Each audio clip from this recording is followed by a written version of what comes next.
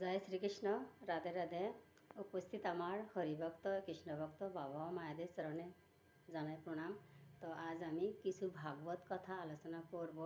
তো ভাগবত কথা আলোচনার মতো ক্ষমতা আমার নেই, তবে শুনেছি ভক্তের আশীর্বাদে অসাধ্য সাধন হয়। তাই ভক্তের আশীর্বাদ মাথায় নিয়ে আমি কিছু হরিকথা, কৃষ্ণকথা, ভাগবত কথা আলোচনা করছি। তো ভাগবত প্রথমে লিখিত ছিল না, মুখে মুখেই বলা হতো। প্রথমে ভগবান ব্রহ্মার কাছে এই ভাগবত কথা বলেন, তারপর ব্রহ্ম তার পুত্র নারদকে বলেন, নারদ আবার ব্যাসদেবকে বলেন, ব্যাসদেব তার পুত্র সুখদেবকে বলেন, আর সুখদেব কিন্তু এই রাজা পরীক্ষিতকে বলে। রাজা পরীক্ষিতের অভিশাপ ছিল 7 দিনের মধ্যে তার মৃত্যু হবে।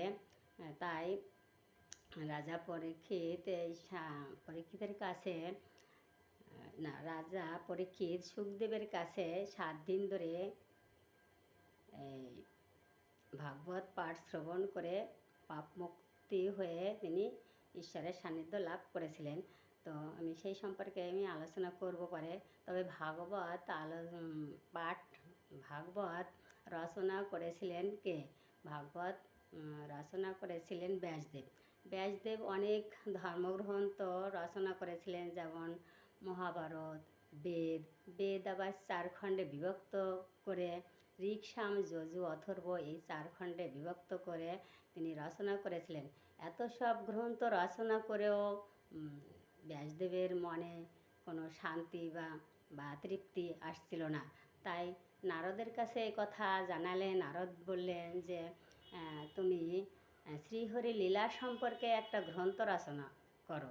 তাই নারদের উপদেশে এই ব্যাসদেব এই ভাগবত রচনা করেন।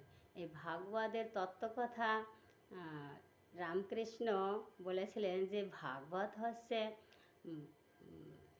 ভক্ত, ভগবান এবং শাস্ত্র, এই 3 মিলে হয় ভাগবত। তাই ভাগবত মানেই কিন্তু ব্রহ্ম বা ভগবান। এই ভাগবতের মধ্যে ভগবানের সব কথা আছে, যে কিভাবে এই ভারত কিভাবে চলেছিল। তারপর এই ভাগবত শ্রবণ করলে জীব পাপ মুক্তি হয়ে যায়। তাই এইসব বিষয়ে অনেক উপদেশ আছে এখানে। তো আমি তো অত কিছু বলতে পারবো না, আমি সামান্য একটু বলছি। তো আমি এখানে রাজা পরীক্ষিতের যে 7 দিন মৃত্যুর হাত থেকে কীভাবে রক্ষা পেয়েছিল সেই সম্পর্কে আমি আলোচনা করছি। তো রাজা পরীক্ষিত ছিলেন অভিমন্যুর পুত্র। তিনি পরীক্ষিত একদিন মৃগয়ায় গিয়েছিলেন। এখানে যেতে যেতে গভীর বনে চলে গিয়ে পথ হারিয়ে যান। পথ হারিয়ে গেলে তখন উনি খুব তৃষ্ণায় কাতর হয়ে পড়েন এবং ক্ষুধা তৃষ্ণায় কাতর হয়ে পড়েন। তখন আরও এগিয়ে গিয়ে এক তপবনের মধ্যে গিয়ে দেখলেন এক মুনি বসে ধ্যান করছে। তখন ওই মুনির কাছে উনি জল চাইলে ওই মুনি কোনো উত্তর দিলেন না দিলে ধ্যান ভঙ্গ হয়ে যাবে, তার জন্য উত্তর দিলেন না। এবার ওই পরীক্ষিত রেগে গিয়ে ওই মুনির গলায় একটা মৃত সাপ জড়িয়ে দিয়ে জলের খোঁজে অন্যত্রে চলে গেলেন। তখন কিছুক্ষণ পরে ওই মুনির নাম ছিল সমীক মুনির পুত্র শৃঙ্গী এই দৃশ্য দেখে তিনি রেগে গিয়ে অভিশাপ দিলেন যে পিতাকে যে মৃত সর্প গলায় জড়িয়ে দিয়ে যে অপমানজনক কাজ করেছে, তার জন্যে তাকে অভিশাপ দিলেন যে 7 দিনের মধ্যে তার বিষধর তক্ষকের সর্পের হাতে তার ধ্বংসন হবে, তার মানে তার মৃত্যু হবে। বিষধর সর্পের আঘাতে তার 7 দিনের মধ্যে মৃত্যু হবে। তাই এই সংবাদ এই সমীক মুনি ধ্যানে জানতে পারলেন। জানলে পরে তখন শমিক মুনি পুত্রকে বললেন, হে পুত্র, রাজার তো কোনো দোষ নেই, সে তৃষ্ণায় জল পায়নি তাই রেগে এই ধরনের কাজ করেছে, তা তুমি অভিশাপ দিও না। কিন্তু শৃঙ্গী এটা মানলেন না, শৃঙ্গীর অভিশাপ খণ্ডন করা যাবে না। শৃঙ্গী হচ্ছে এই শমিক মুনির পুত্র। তো এবার এই সংবাদ পরীক্ষিতকে জানিয়ে দেওয়া হলো। তখন পরীক্ষিত তো নিজের অপরাধ স্বীকার করলেন, তবু আর তিনি কী করলেন, তিনি মৃত্যুর জন্য প্রস্তুত হলেন। তিনি নিজের ছেলের কাছে তার সমস্ত রাজ্যভার আছে, কুরু রাজ্য, সেই কুরু রাজ্যের দায়িত্ব নিজের ছেলে জন্মজয়ের হাতে ছেড়ে দিয়ে তিনি গঙ্গার তীরে আসন পেতে অনশন শুরু করলেন মৃত্যুবরণ করবে বলে। তখন এই গঙ্গার তীরে অনেক মুনি ঋষিরা এসে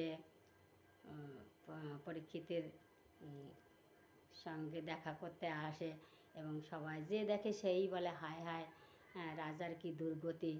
আজ রাজা, তাহলে রাজা ছিলেন সরল এবং ধার্মিক, তাই সবাই দুঃখ প্রকাশ করতে লাগলেন। তো এমন সময় সুখদেব সেখানে উপস্থিত হলেন। তখন সুখদেবকে দেখে রাজা পরীক্ষিতের একটু ভরসা এলো, যে তখন রাজা পরীক্ষিত সুখদেবকে বললেন যে, হে মহাযোগী, আপনাদের কৃপায় বা পরশে মানুষ পাপমুক্তি হয়ে ভগবানের সান্নিধ্য লাভ করতে পারে। তো আপনাকে কি পাণ্ডবের বন্ধু শ্রীকৃষ্ণ আমার এই মরণকালে আপনাকে আমার কাছে পাঠিয়েছেন? তাহলে আপনাকে আমি জিজ্ঞাসা করছি যে এই আসন্ন মৃত্যুর সম্মুখে যে আমার কি করণীয়, কি করা উচিত, এবং কাকে স্মরণ করা উচিত, এবং কারই বা ভজন করা উচিত। এইসব 7 দিনের মধ্যে তার মৃত্যু হবে, তাই এই মরণকালে আমার কি কি করা উচিত সেই সব বিষয়ে আর কি পরীক্ষিত সুখদেবকে জিজ্ঞাসা করলেন। এবার সুখদেব কিন্তু এখন এই ভাগবত কথা আলোচনা করবেন এক এক করে। তখন সুখদেব রাজা খট্টাঙ্গ, তার অপর নাম হচ্ছে দিলীপ রাজা, সেই দিলীপ রাজার আয়ু কয়েক মুহূর্ত মাত্র ছিল। তাই সেই দিলীপ রাজা সেই এটা জানতে পেরে তার সংসার ত্যাগ করে, সঙ্গে সঙ্গে সংসার ত্যাগ করে ভগবানের শরণাপন্ন হয়ে ভগবানের অভয়চরণ লাভ করেছিলেন। তাই রাজা খট্টঙ্কের দিলীপের একটু কাহিনীটা আমি আর একটু বলি। রাজা খট্টঙ্ক বা দিলীপ রাজা এনে একবার দেবতাদের সঙ্গ নিয়ে, দেবতাদের পক্ষ নিয়ে অসুরদের বিরুদ্ধে যুদ্ধ করেছিলেন। তখন এই রাজার সহায়তায় অসুররা হত হয়েছিল, মানে অসুরদের বধ করেছিলেন। তাই দেবতারা সন্তুষ্ট হয়ে দিলীপ রাজাকে আর কি বর দিতে চেয়েছিলেন। তখন সঙ্গে সঙ্গে রাজা খট্টাঙ্ক বললেন যে, আমার পরমায়ু আর কতদিন আছে তাই আগে বলুন, তারপরে আমি দেখছি। তারপরে এবার দেবতারা বললেন যে, আপনার আয়ু তো মাত্র কয়েক মুহূর্ত। এই কথা শোনা মাত্রই রাজা খট্টাঙ্ক কী করলেন, এই দেবতাদের কাছ থেকে একটা বিমান চেয়ে নিলেন, বর না চেয়ে একটা বিমান চেয়ে নিলেন। সঙ্গে সঙ্গে বিমানে করে নিজের স্বরাজ্যে ফিরে এসে সব কিছু সংসার ত্যাগ করে ভগবান শ্রীকৃষ্ণের চরণে সমর্পণ করলেন। ভগবানের চরণে আত্মসমর্পণ করে তিনি ভগবানের অভয়চরণ লাভ করেছিলেন। তাই এইসব ঘটনা বলার পর তখন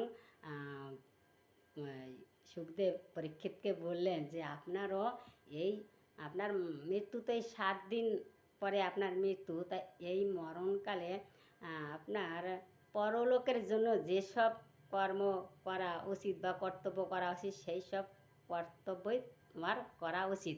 তাই তুমি করো, পবিত্র হয়ে ওম মন্ত্র জপ করো।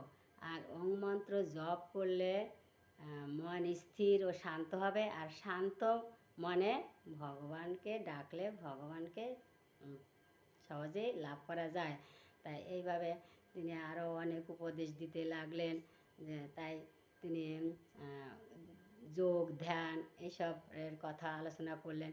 তখন এই 7 দিন ধরে এই পরীক্ষিত এই ভাগবত কথা সুখদেবের নিকট থেকে শ্রবণ করে তিনি কী করলেন, তিনি তার সংসার সব দায়িত্ব ওই জন্মজের পুত্র হচ্ছে জন্মজয় ছিল, জন্মজের হাতে ছেড়ে দিয়ে তিনি সব কিছু ত্যাগ করে ভগবান শ্রীকৃষ্ণের চরণে আত্মসমর্পণ করলেন এবং ভগবান শ্রীকৃষ্ণকে লাভ করলেন বা ভগবানের সান্নিধ্য লাভ করলেন, ভগবানের চরণে স্থান পেলেন।